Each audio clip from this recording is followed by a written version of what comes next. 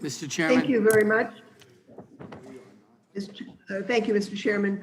I'd like to explore Section 702 with you. As I'm sure you're aware, in his November 2020 recertification, FISA Court Judge Boasberg found that the FBI employees had improperly searched Americans' emails that were collected without a warrant and were unrelated to foreign intelligence information. And then the ODNI Annual Statistical Transparency Report, released in April of 2022, found that the FBI searched its 702 surveillance repository, quote, using the identifiers of Americans like their names, phone numbers, and addresses nearly 3.4 million times between December 2020 and November 2021. This is nearly triple the number reported from 2020. Although the ODNI only reported 376 warrants issued for wiretaps or physical searches of individuals in 2021, it found 232,000 plus named targets of FISA Section 702 warrantless searches. Now, during your confirmation hearing before the Senate Intelligence Committee, you told the senators that restoring and maintaining trust in the FISA process was a critical priority for you, and I was glad to hear that.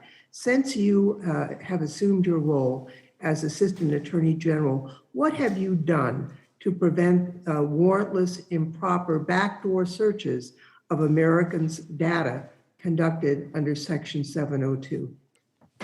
Thank you, Congressman, for the opportunity to talk about FISA, in particular Section 702. As you noted, when I was confirmed last year, I indicated that a priority for the Department of Justice and for me at the National Security Division was to ensure that Congress and the American people have confidence in our use of intelligence tools such as FISA. FISA was passed first in 1978. As you know, it has proven to be an indispensable tool to go after spies and terrorists and hackers, and it remains so. In fact, Section 702, part of FISA, was designed to collect information about non-U.S. persons, non-U.S. citizens, and persons who are outside the United States. And it has proven to be essential to protecting our national security since it was first passed in 2008. The issues that you cite are ones that are of concern. The compliance of the FBI in particular with the way in which it searches through the Section 702 data that is lawfully collected. The FBI with the Department of Justice has undertaken a series of steps over the past year to improve compliance through a system of systems changes and trainings. And I have been part of that effort, to answer your question directly, in my 8 months in office.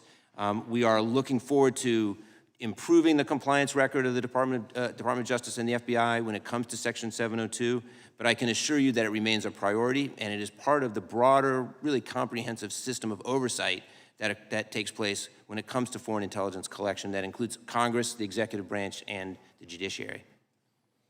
Well, if I may just follow up, we have had reassurances over the years, and yet the performance continues to be poor, and it's been poor under both Democratic and Republican administrations. So we have considered imposing a warrant requirement for queries of known Americans. And I guess I'm thinking that that is probably a necessity unless we can get some further definitive control of the warrantless search of Americans using the 702 database. This is a misuse. We agree. I mean, we want to catch the spies and the foreign bad actors, but to use that database for warrantless searches of Americans is simply improper, and yet it continues. How can we get assurances, and when will we get our next report from you about the controls that you've discussed? So, as you know, Section 702 expires at the end of next year. We are engaged in a concerted effort to be prepared to brief Congress at any time, brief you, your staff, about the controls that are in place. The way that Section 702 works, if I may, it is information collected targeting non-U.S. persons overseas. It is lawfully collected. What the FBI is then able to do is to search that data to find connections. So it's not a warrantless search of Americans. It is a search of data that was collected targeting people who are outside the United States, who are not U.S. citizens.